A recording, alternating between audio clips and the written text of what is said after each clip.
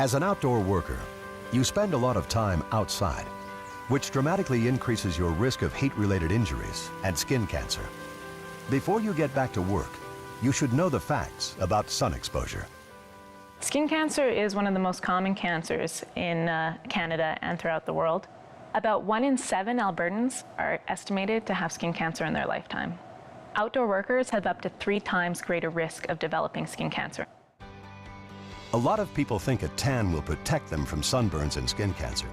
But in reality, a tan is the equivalent of wearing approximately SPF 4 sunscreen. Not enough to protect you. Many people are also under the impression that skin cancer is harmless. But treating skin cancer can result in permanent scars and disfigurement. And in some cases, skin cancers can kill you. Lastly, it doesn't need to be hot and sunny for UV rays to be dangerous. Clouds may block sunlight, but they don't block the UV rays that damage your skin. 80% of UV rays pass through clouds, so even if it's overcast and cold, you still need to protect yourself. If you don't take the proper precautions, the results can be life-changing.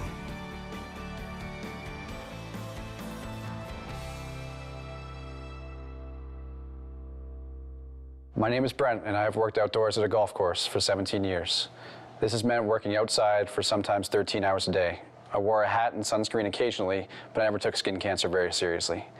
Then I noticed a bump on my cheek. At first, I didn't think much of it, but then it got bigger and started to bleed. So I went to the doctor, and they said it was basal cell carcinoma, skin cancer, and it had to be removed. After the surgery, I went back to work thinking everything was fine, but then my doctor called and said they needed to cut more out.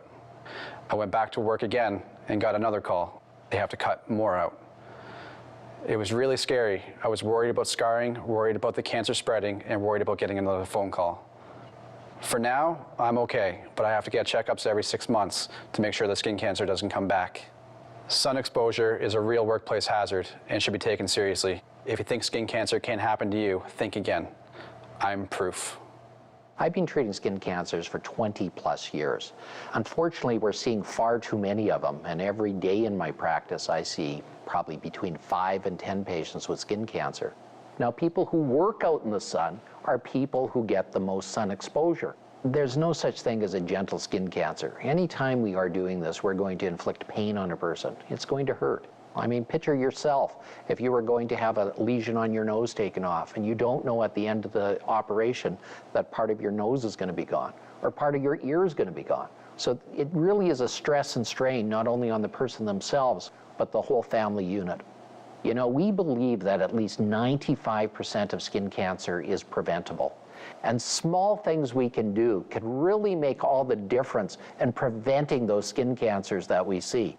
I believe sun exposure should be added to a list of all the concerns when it comes to workplace safety. We recognize lots of different types of hazards, and certainly sun exposure would be one of the major ones that should be looked at. The Be Sunsible program was launched because Alberta Health Services was concerned about the amount of skin cancer in outdoor workers. The intent is to protect workers from skin cancer, but also from other effects of the sun, such as heat illnesses like heat stroke and other skin damage from the sun. Responsibility for skin protection, I think, is everyone's responsibility. The employer needs to protect their workers, but the workers need to protect themselves. They're really the ones who are going to bear the brunt of the illness if they do develop it. So we know that we, as outdoor workers, always protect our head, we protect our eyes, we protect our feet. So let's make sure that we can protect our skin as well. Let's be sensible. Be sensible. Be sensible. They should be sensible.